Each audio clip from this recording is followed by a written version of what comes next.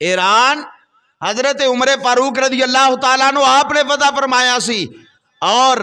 بعد دے اندر حکمرانی اور حکومت آ گئی حضرت علی المرتضیٰ دی، شیر خدا رضی اللہ تعالیٰ عنہ آپ دی۔ آپ کو لوگ کسی نے پوچھا کہ حضور ہے حضرت ابو بکر، حضرت عمر فاروق، حضرت عثمان غنی، آپ دے دور خلافت دے اندر فتوحات بڑیاں ہوئیاں، جنگاں بڑیاں ہوئیاں، علاقے اساں فتح بڑے کیتے، لیکن تواڈے دور دے اندر جنگ یا فتح نہیں کر سکے، کوئی علاقہ اساں فتح کوئی نہیں کیتا، اے دی وجہ کی ہے؟ تو سیدنا علی المرتضیٰ رضی اللہ تعالیٰ عنہ آپ نے فرمایا ابو بکر، عمر اور عثمان انہاں نو مشورہ دین والی ذات علی المرتضیٰ دی سی، انہاں دا مشیر اور انہاں نو مشورہ دین والا میں سا، لیکن اج مینوں مشورہ دین والا ابو بکر ورگا کوئی نہیں ہے گا، اج مینوں مشورہ دین والا عمر ورگا کوئی نہیں ہے گا،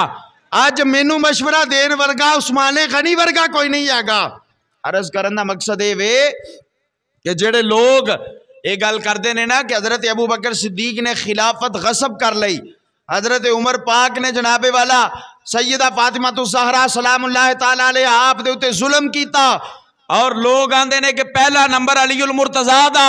میں عرض کرنا وا پیا کہ حضرت ابو بکر صدیق،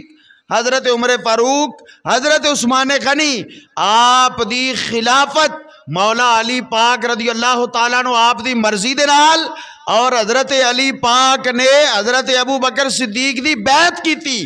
حضرت علی پاک نے حضرت عمر فاروق دی بیعت کیتی، حضرت علی پاک نے حضرت عثمان غنی دی خلافت نو قبول فرمایا۔ اگر ابو بکر دا دور آیا تو مشورہ دین والی ذات مولا علی دی،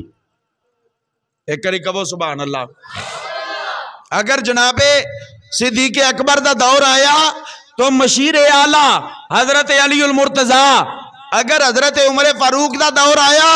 تو مشورہ دین والی ذات مولا علی دی، اور اگر حضرت عثمان غنی دا دور آیا تو مشیر اعلیٰ جناب حضرت علی المرتضیٰ۔ اس واسطے آپ نے فرمایا اونا نو مشورہ دین والی ذات علی دی سی، اونا دا مشیر علی سی، اس واسطے فتوحات ہندیاں رہیاں۔ آج علی دا مشیر جیڑا ہے وہ تواڈے ورگے لوگ ہو گئے نا، لہذا سی فتح نہیں کر سکتے ہونا۔